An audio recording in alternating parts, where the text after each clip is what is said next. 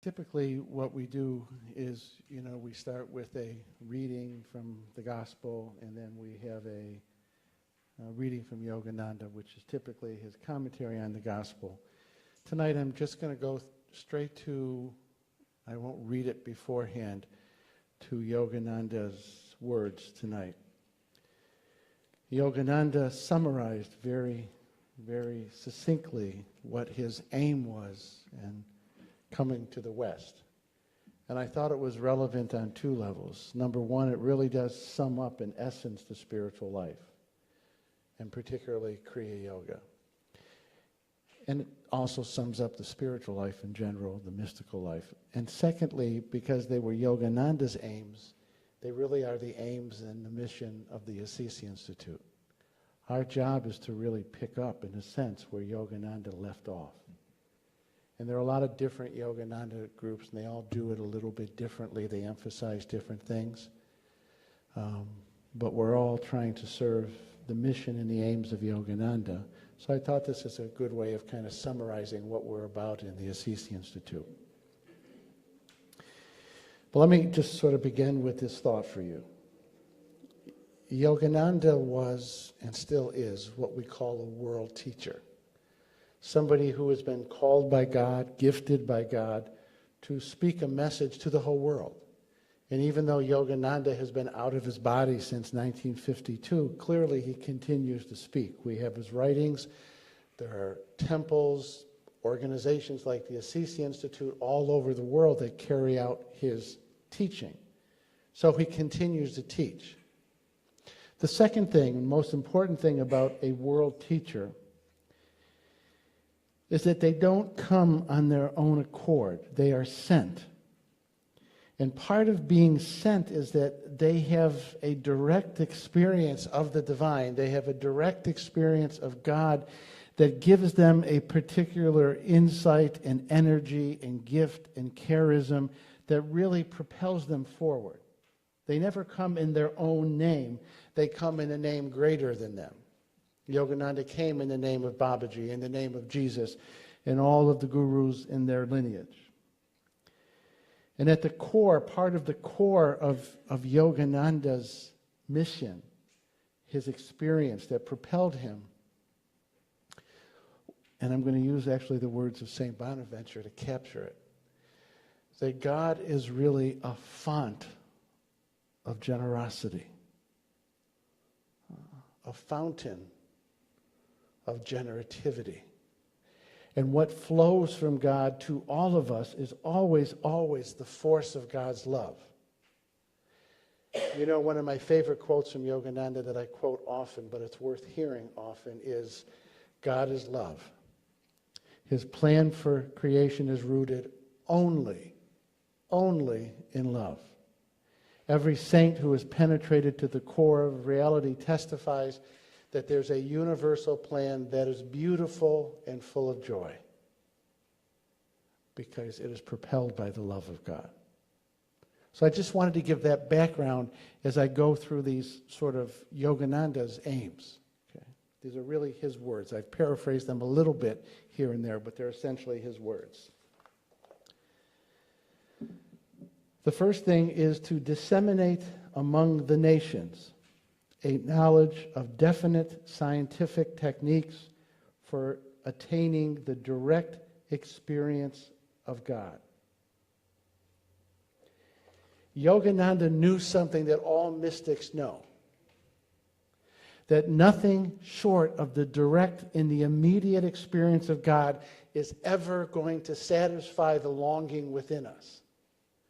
There are things that can satisfy with a lowercase s, a good meal, a great marriage. But ultimately, it's only that direct experience of God that will soothe us, comfort us, heal us, and help us to reach our highest potential. That was why Yogananda wanted to disseminate the knowledge of the scientific techniques for experiencing that God realization. And by scientific techniques, he doesn't mean something heady and overly logical and empirical. What he means is that God has given us Think of it this way. What mother would make it difficult for her children to come home to her? A loving mother makes it very easy. As I like to say, the porch light is on, the front door is unlocked, and there's dinner in the oven. Well, God is a mother too, only the fullness and the perfection of motherhood. God doesn't make it difficult. It's not a complicated jigsaw puzzle to come home, to have that direct experience of the divine. And Yogananda is saying it doesn't have to happen just occasionally. If we cooperate with the gifts and the tools that God has given us, it can be stabilized. It can become the background, the consistent background of our life. Second aim of Yogananda. To teach the purpose of life is the evolution through self-effort of man's limited mortal consciousness into God consciousness, and to encourage the establishment of individual temples of God in the homes and in the hearts of all people. So just think about how we develop as human beings, just on a completely human level. We start out as literally an extension of our mothers. We come from our mother's wombs, we come out of the womb, and for a period of time, we're still just an extension of our mothers. We are wholly identified with our bodies. Then we go from being identified with our bodies to being identified with our emotions.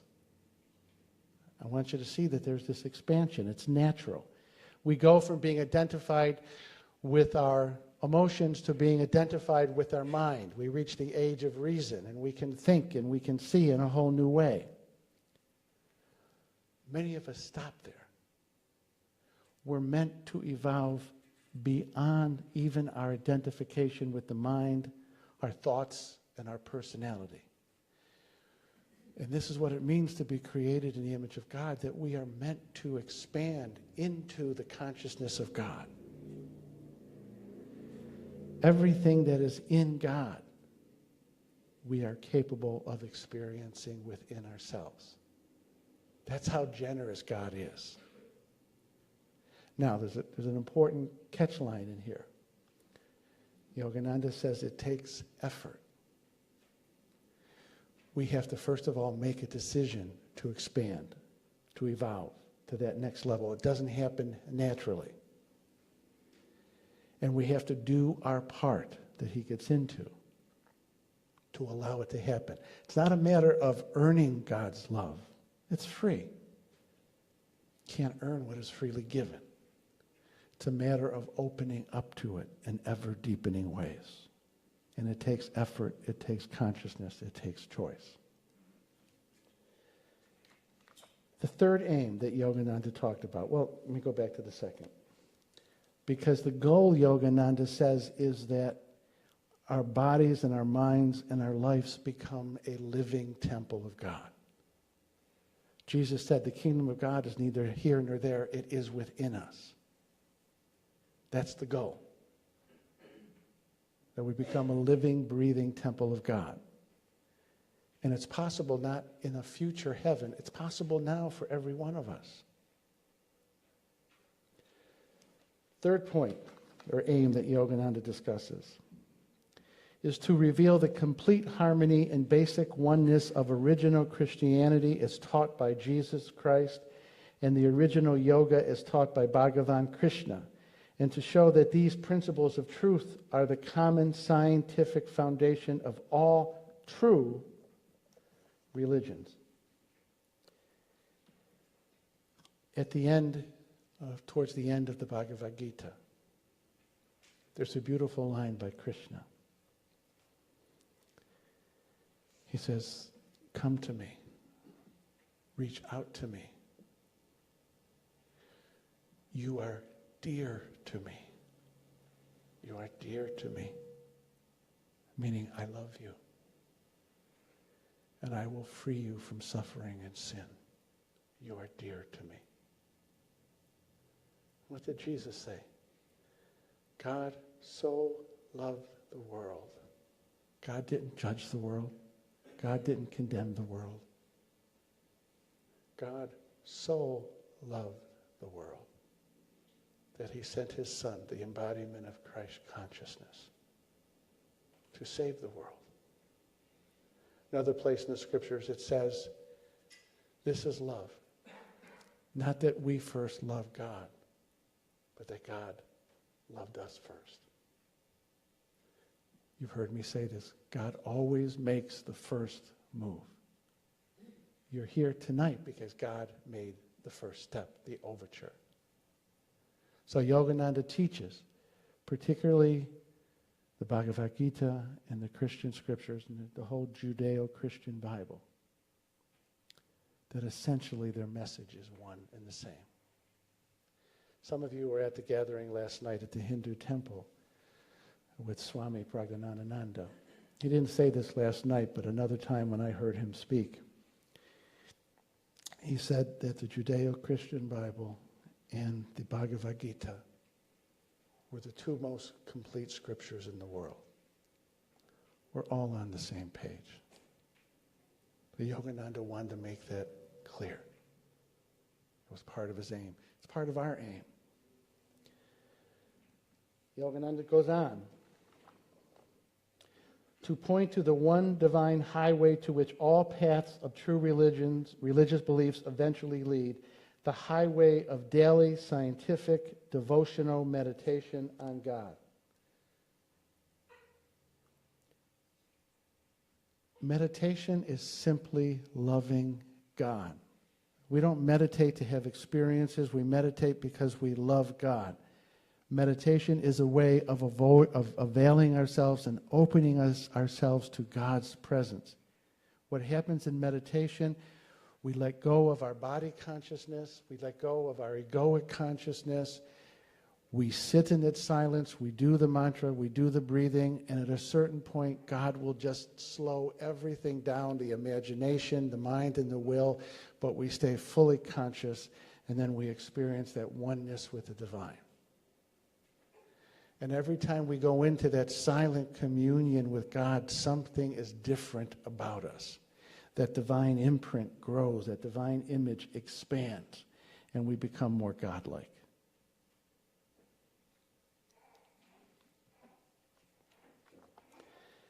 Yogananda goes on to say that part of his aim in coming is to liberate man. See, women don't need liberation, just we men do. To liberate man from his threefold suffering: physical disease, mental inharmonies, and spiritual ignorance. Let's take them backwards. What is the remedy for spiritual ignorance? Truth. Truth. Truth is not an opinion. Truth is not a perspective. There's no such thing as my truth. There's only truth. And Yogananda says, truth is one with reality, and reality is God. Jesus said, you will know the truth, and the truth will set you free. Truth is a light that brings clarity into our darkness and our ignorance. Every word that Jesus spoke was dripping with truth. Yogananda's teachings, dripping with truth. How do we know? Because if you attend to those truths, it has the effect of purifying the mind. Okay? I want to repeat that. Truth is what heals the mind. Truth is what gets rid of the distortions. Truth is what unties the neurotic knots inside of us. And when those knots are untied, we have mental clarity and mental peace. And when we have mental peace, our bodies function better. That's part of what Yogananda came for, and it's part of what we try to do here at the Assisi Institute.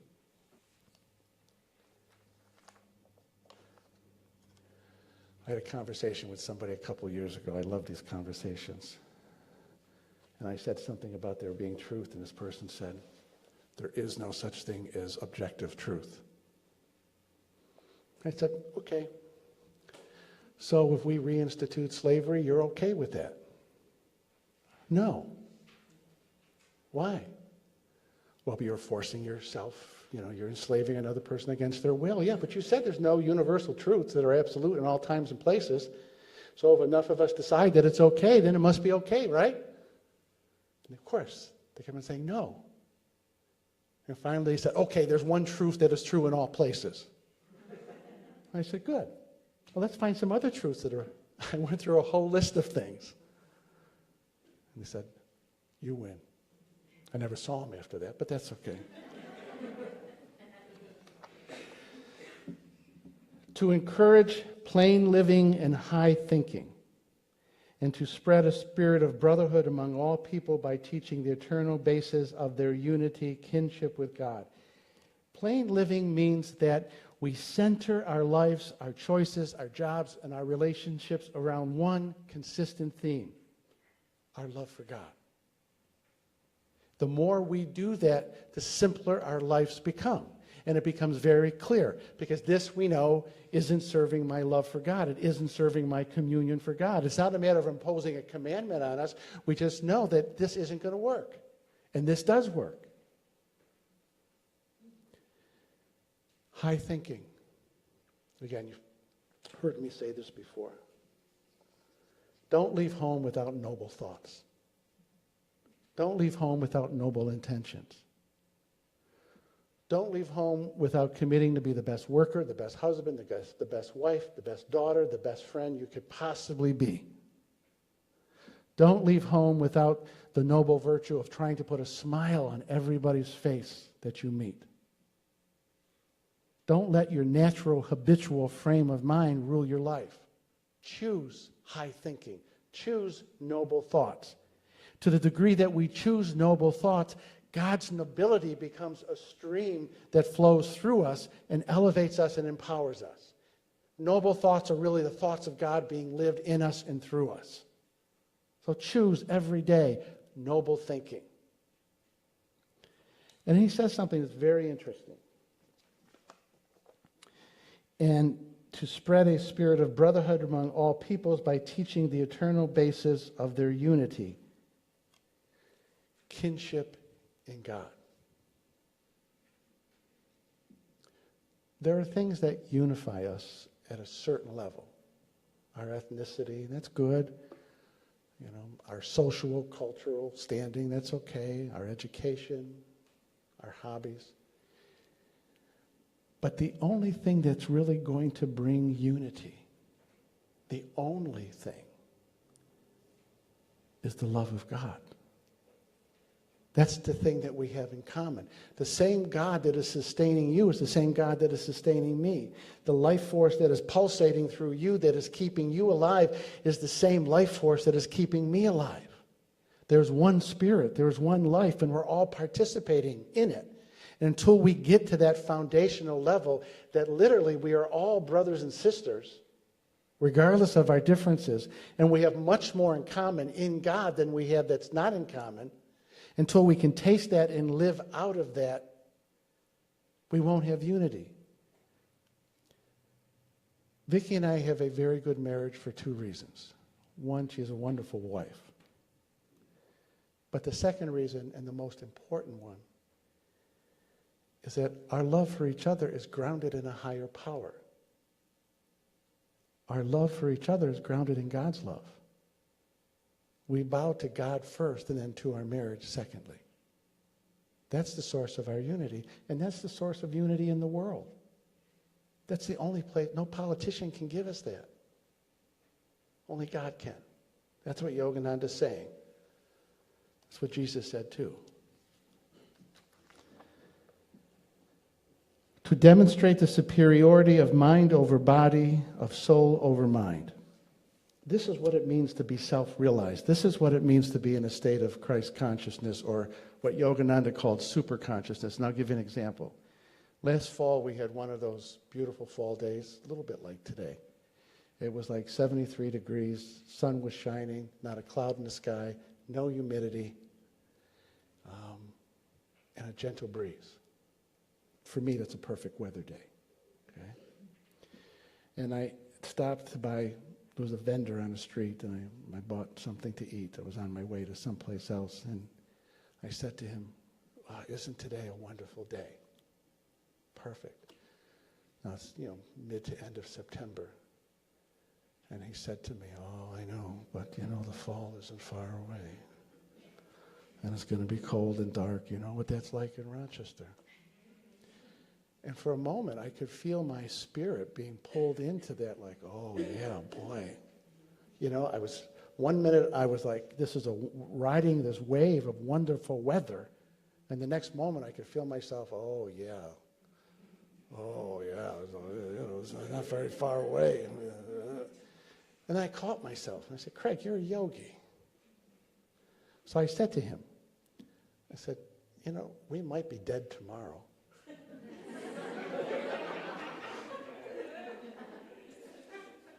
So let's really enjoy today.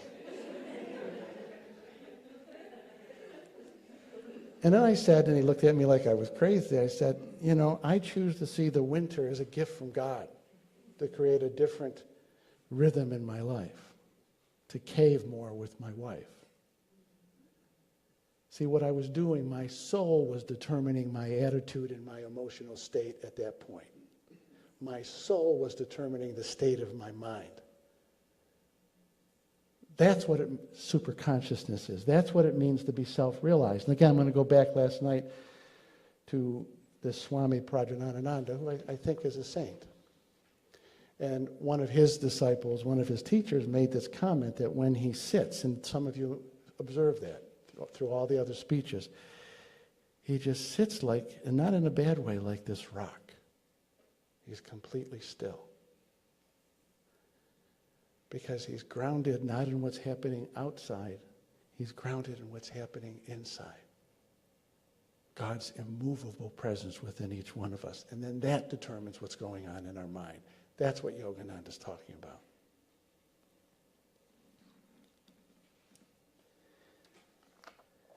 Next thing is to overcome evil by good, sorrow by joy, cruelty by kindness, ignorance by wisdom.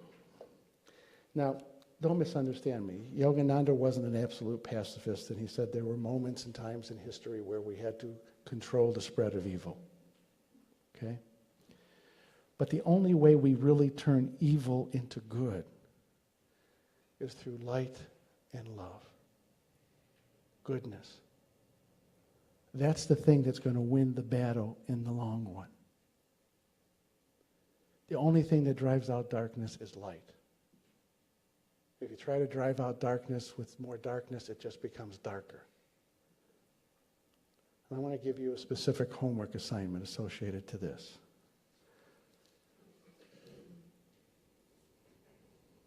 I want you to pick somebody that you really don't like. Okay? That you really don't like.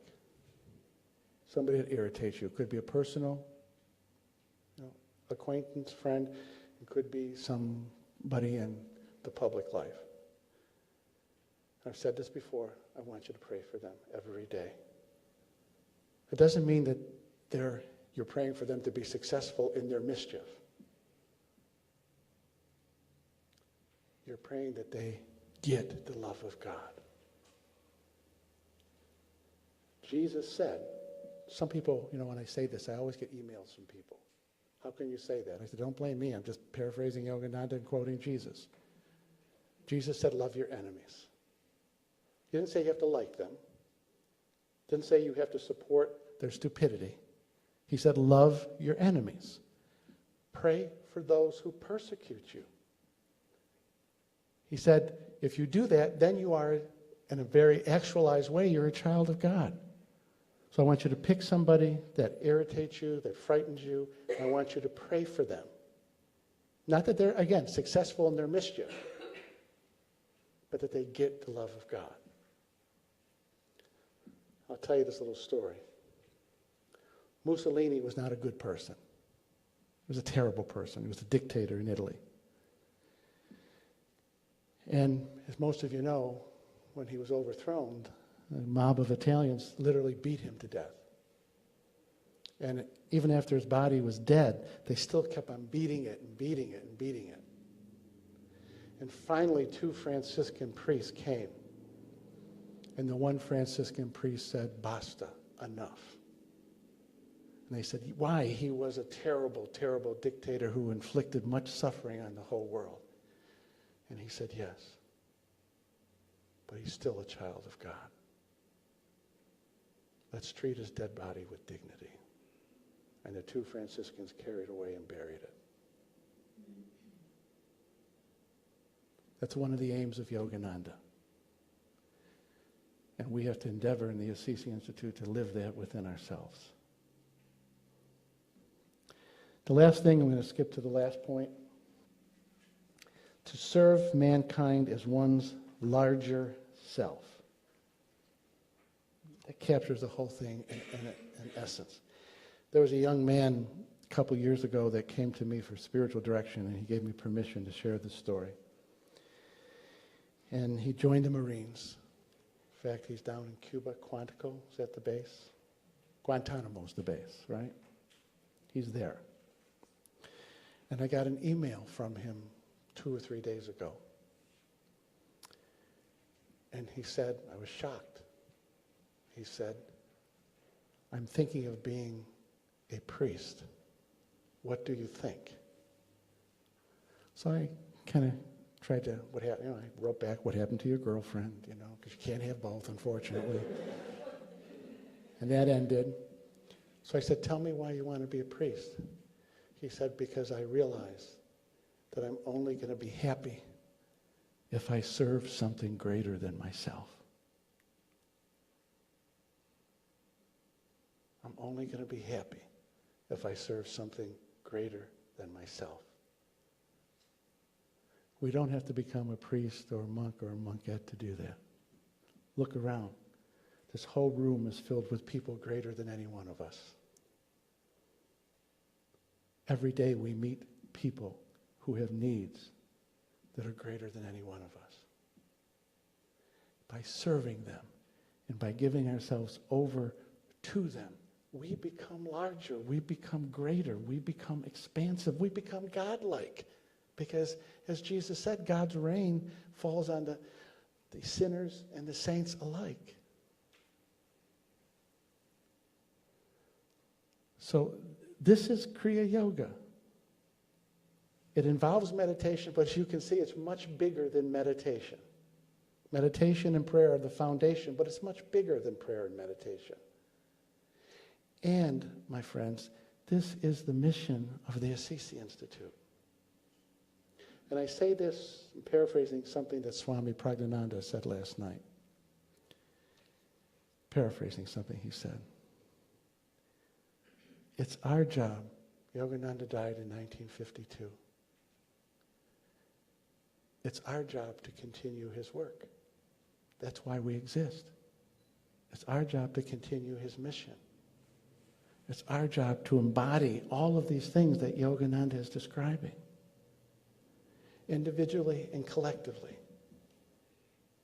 And this is the key thing. To the degree that we do that, God and the gurus walk with us and work with us because we give them permission to do that. I'll close with this. When we surrender to God and Guru, and to the degree that we surrender to God and Guru, we give God and Guru permission to surrender to us. It's only just begun.